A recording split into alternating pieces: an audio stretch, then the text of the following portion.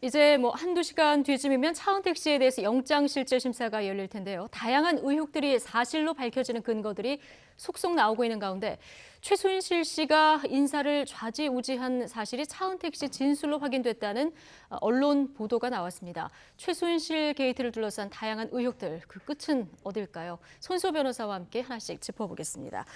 자, 어서 오십시오. 네. 예.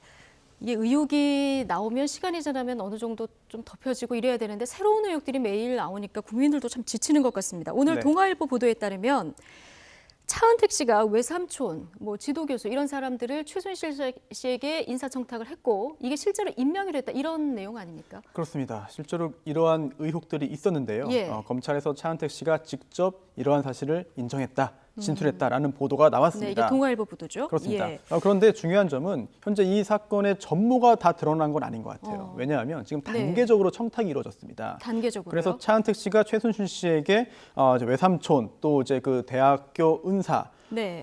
측근 등등의 요직 임명을 청탁을 했고 예. 여기까지는 인정을 한 거거든요. 네. 하지만 이제 최순실 씨가 실제로 이러한 청탁을 받아서 뭐 고위공직자나 아니면 대통령에게 다시 한번 정말 실제로 요청을 했고 예. 또 여기서 그러한 요청이 받아들여져서 정말 요직에 임명된 것인지 예. 여부가 다 확인된 건 아니기 때문에요. 네. 이 부분은 이제 검찰이 밝혀내야 될 그렇습니다. 부분이고요. 이제 차은택 씨가 이러한 최순실 씨에게 이러한 인사청탁을 했다는 사실을 인정했기 때문에 예. 최순실 씨에 대한 조사 아니면은 앞으로 이루어질 고위공직자 등에 대한 조사를 통해서 네. 전체적인 전모가 밝혀질 것으로 보입니다. 근데 뭐 거론된 사람들도 김상률 전 교육문화수석 또 그리고 김종덕 전 문체부 장관 이런 사람들이거든요. 그렇습니다. 이제 차은택 씨와 굉장히 친분이 있는 그런 그 인물들인데요.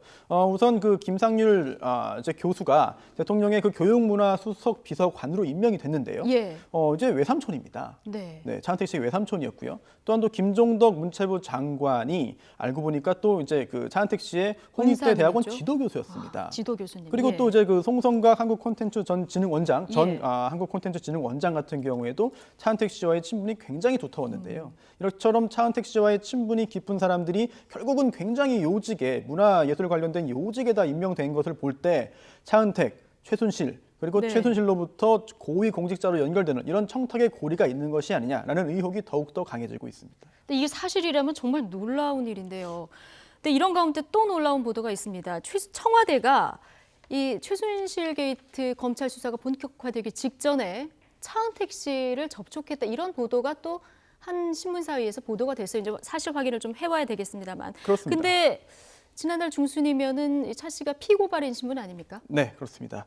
검찰에 고발된 상태였기 때문에 예. 일단 그 수사 대상자거든요. 네. 물론 아무리 수상 대상자라 하더라도 청와대가 진상 파악 차원에서 접촉을 하고 사실을 알아보는 것 자체가 법적으로 문제가 있다라고 단정할 수는 없습니다. 네. 하지만 실제로 문제가 되는 인물에 대해서 단순히 파악하는 정도를 넘어서 예. 직접적인 접촉을 시도하고 또한 예. 정말 접촉을 해서 뭔가 말을 맞췄다. 라는 네. 점까지 드러난다고 한다면 청와대의 이러한 행동들이 정당하지 못하다는 평가를 받을 수밖에 없을 것이고요. 예. 물론 청와대는 이러한 보도에 대해서 사실 무근이다라는 네, 입장을 사실 무근이다. 밝혔습니다. 예, 예. 하지만 현재 그 정말 상상하지 못했던 일들이 다 조금씩 전모가 드러나는 상황이기 예. 때문에 현재로서는 청와대의 사실 무근이라는 말도 그대로 믿기보다는 이제 수사가 다 진행된 다음에야 이제 그 전모를 알아서 받아들일 수 있지 않을까 생각이 됩니다. 근데 변호사님 이때가 우병우 민정수석이 계속 그 청와대에 있던 그때 아닙니까? 그렇습니다. 그러다 보니까 지금 우병우 전 민정수석과 차은택 씨 사이에서의 어떤 관련성이 깊게 있는 거 아니냐라는 의혹이 또 제기되고 있는데요. 그렇죠. 이성환 전 미르재단이 얘기한 부분도 있고요. 그렇습니다.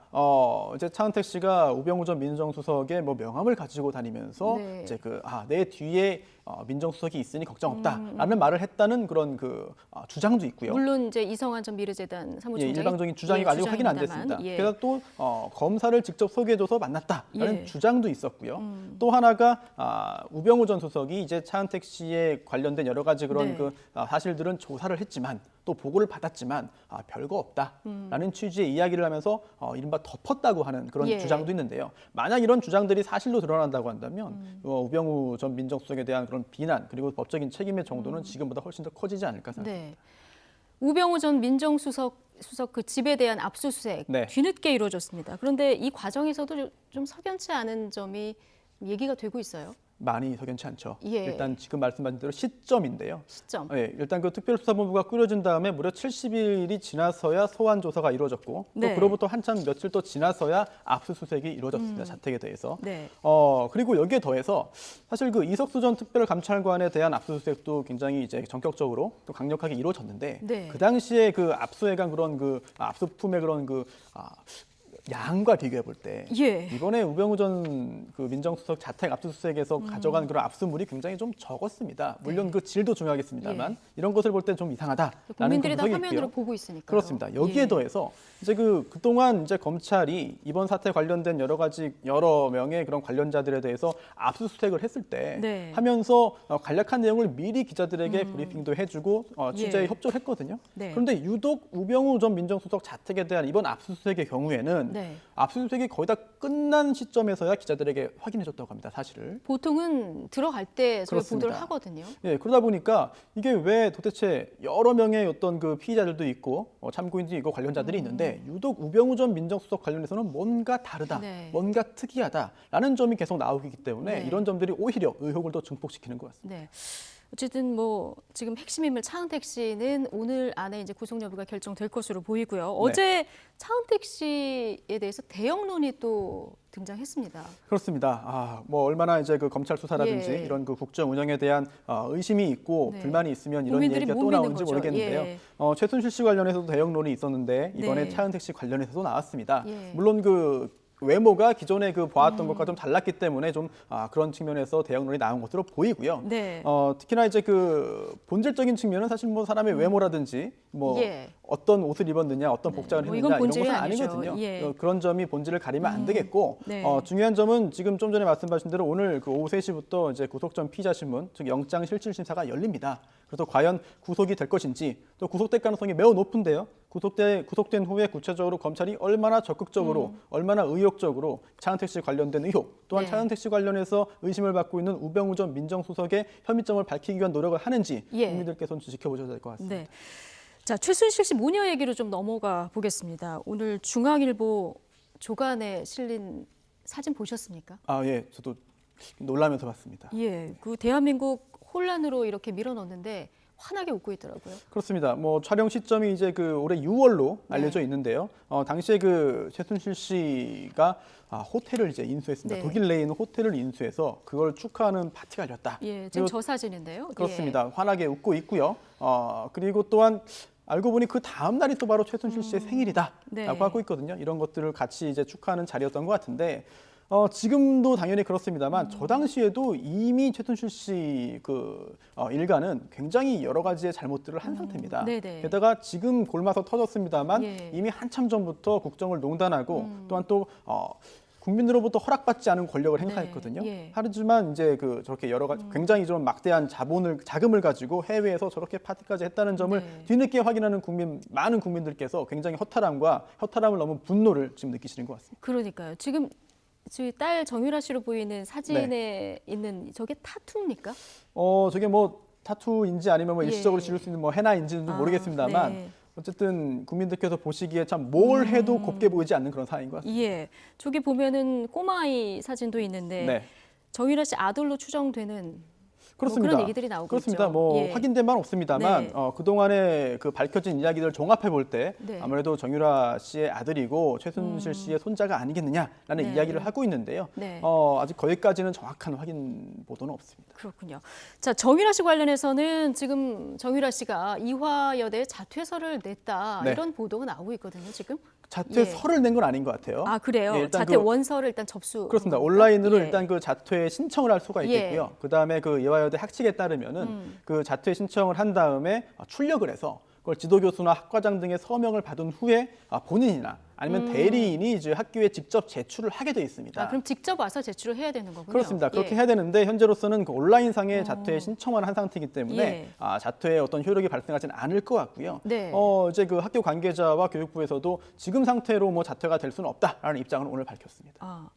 근데 이게 자퇴를 하는 거하고요. 지금 교육부나 네. 교육당국에서도 여러 가지 조사를 하고 있는데 입학 취소가 되는 거하고 차이가 있습니까? 차이가 생각보다 클 수 있습니다. 아, 예. 일단 그 자퇴를 하든 입학이 취소가 되든 당장 학교를 다니지 않는다는 점에서는 동일합니다만 네.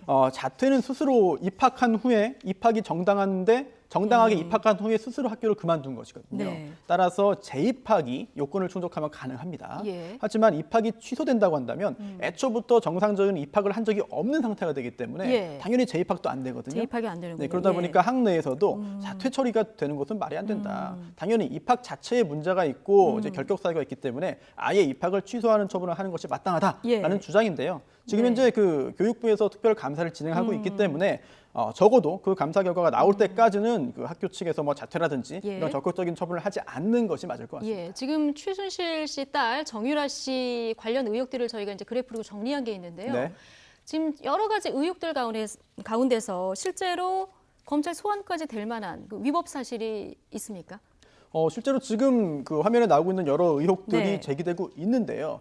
특히나 이제 그 정유라 씨가 예. 어떤 그 경제 활동을 특별히 하지 않은 것으로 보입니다. 예. 그런데 이제 본인 명의로 주택을 이제 그 구입했다는 점, 그리고 이 점에 대해서는 굉장히 문제가 될 수 있습니다. 특히나 과연 그 돈이 누구의 돈이었느냐, 아, 그리고 예. 또 우리나라에서 독일로 돈이 건너가는데 예. 과연 여기에서 어떤 외국환 관련된 법률을 위반한 점이 있느냐, 그리고 또한 누구로부터 이 막대한 자금을 증여받았다고 한다면 네. 그건 당연히 증여세를 내야 되거든요. 이런 점도 좀 전혀 없었기 때문에 네.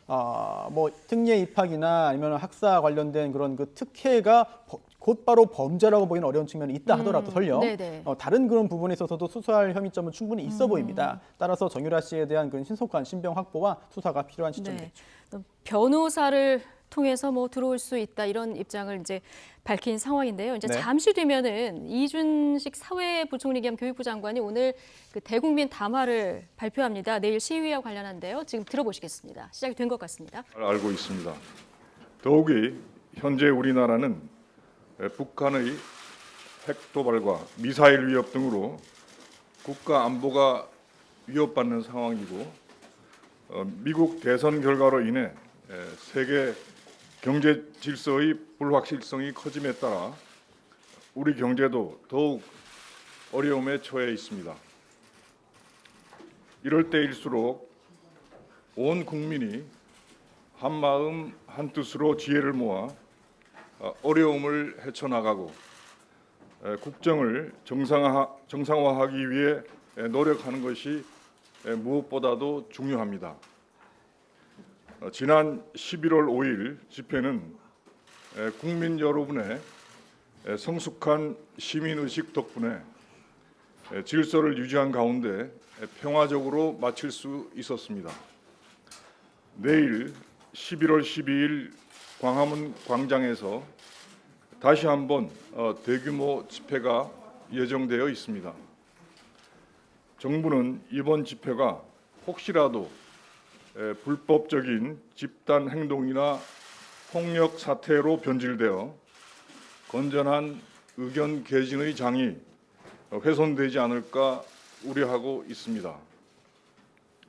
정부는 그동안 합법적인 집회의 자유를 최대한 보장해 왔습니다. 내일 집회 역시 합법적이고 평화로운 집회가 될 수 있도록 국민 여러분들께서 뜻을 모아주시기 바랍니다.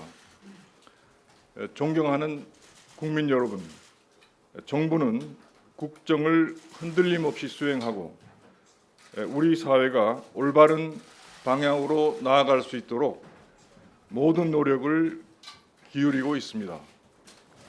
정부의 의지를 믿고 평화적인 집회와 성숙한 집회 문화가 정착될 수 있도록 이해와 협조를 부탁드립니다. 감사합니다. 네. 이상으로 브리핑을 마치겠습니다. 예. 감사합니다.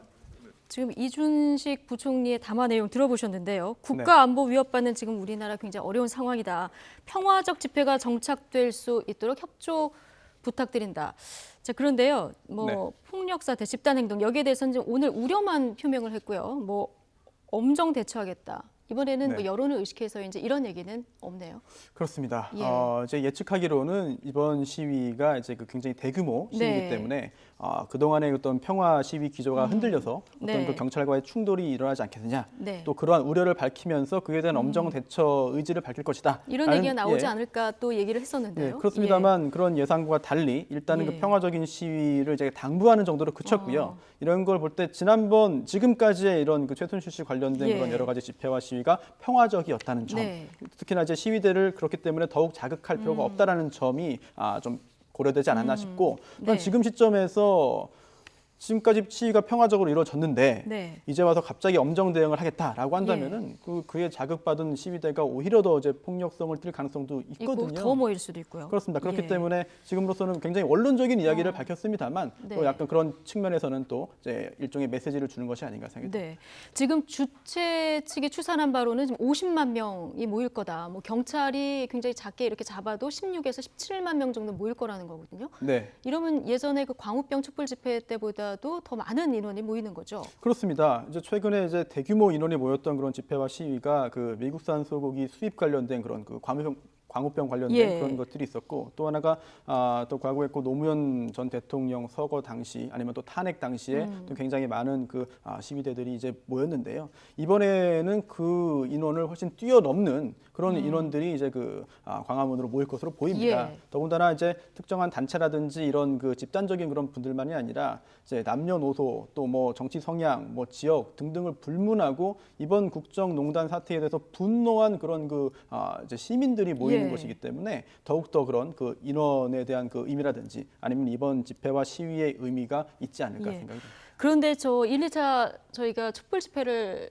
보면 알 수 있듯이 분노는 했지만 굉장히 집회가 평화적으로 진행이 되고 있거든요. 그리고 뭐 그렇습니다. 세대를 봐도 유모차를 탄 어린아이부터 뭐 지팡이 드신 어르신들까지 뭐 세도를 막론하고 지금 모여서 굉장히 평화적인 집회를 하고 있단 말이에요. 그렇습니다.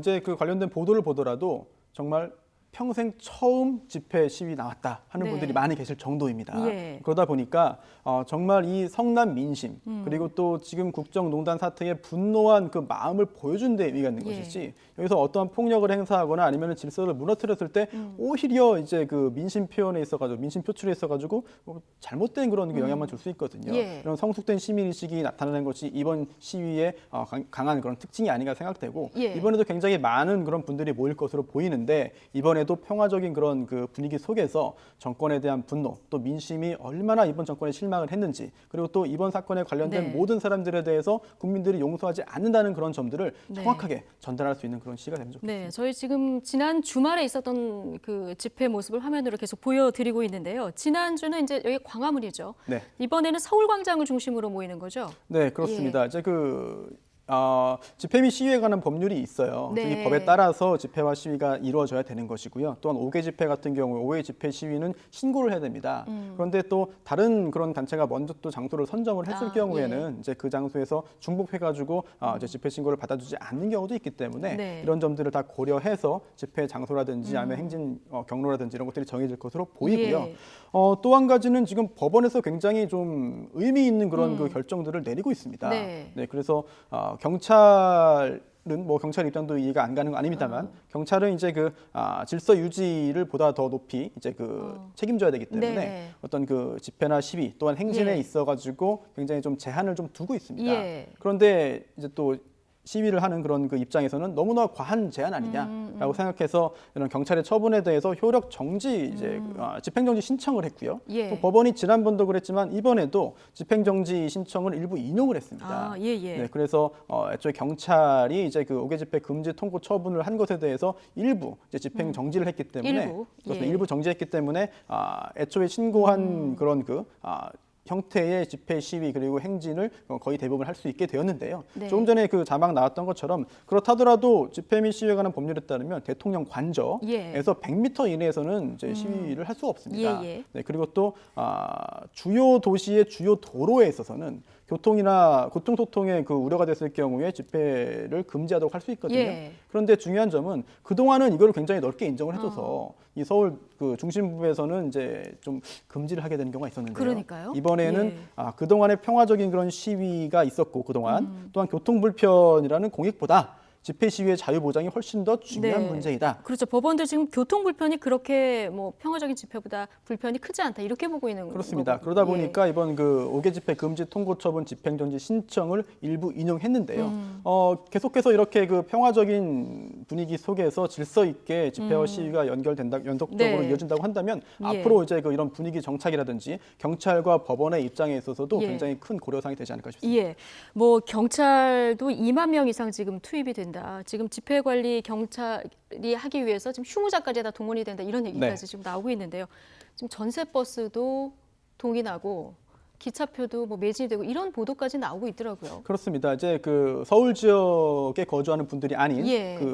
기타 지방에 계시는 분들도 아예 그 1박 2일 이상의 일정을 각오하고 이제 상경하겠다라는 예. 분들이 많이 계시고요. 네. 그러다 보니까 서울시에서도 야간 지하철 뭐 증차라든지 이런 그 대책까지 마련하고 있습니다. 네. 굉장히 좀 많은 분들이 이제 운집할 것으로 보이는데요. 네. 계속 말씀드립니다만 지금까지 기조를 유지해서 평화로운 가운데 이제 그 요구 사항을 얘기한다면은 오히려 더 그 정권에게 전해지는 그런 메시지의 강도가 세지지 않을까 생각됩니다. 더 강해지겠죠. 지금 시위가 굉장히 진화하고 있다 이런 느낌을 받는 것이 아까 저희 앞서서 취재 기자도 얘기를 해줬지만 뭐 순실길 밟기, 그다음에 뭐 오방색 돗자리 깔고 토론하기 뭐 이런 좀 툭툭 튀는 아이디어들이 나오는 것 같아요. 그렇습니다. 지난번에 그 이화여대에서도 그 총장실 점거와 예. 여러 가지 그 시위들이 있었는데요. 그때도 그동안에 그 우리들이 그 보아왔던 그런 네. 형태의 그 시위가 아니라 굉장히 이제 톡톡 튀면서 메시지를 강하게 이제 전달할 수 있는 형태의 그 시위 방법들이 나왔습니다. 네. 그러다 보니까 이제는 정말 그 폭력적인 그런 그 집회와 시위가 아니라 이제 평화로운 가운데 보다 어떻게 하면은 그 의사와 의견을 잘 전달할 수 있겠느냐 네. 이런 점에 있어가지고 한 단계 더 성숙하고 한 단계 더 진화한 그런 그 모임들이 있는 것 같은데요. 예. 이번에 굉장히 많은 분들이 모이실 텐데 그동안 나오지 않았던 좀 더 기발하고 좀 더 참신하고 좀 더 국민들의 뜻을 표현할 수 있는 그런 것들이 나오길 좀 더 기대합니다. 설득력 있는. 예. 알겠습니다. 이 하야를 외치는 국민들 목소리 뭐 청와대에서 내일은 더 크게 들릴 수밖에 없을 것 같은데요. 이 이후에 또 청와대에서 어떤 반응이 나올지 좀 관심 갖고 지켜봐야 될 것 같습니다. 지금까지 손수호 변호사와 함께했습니다. 고맙습니다. 네, 감사합니다.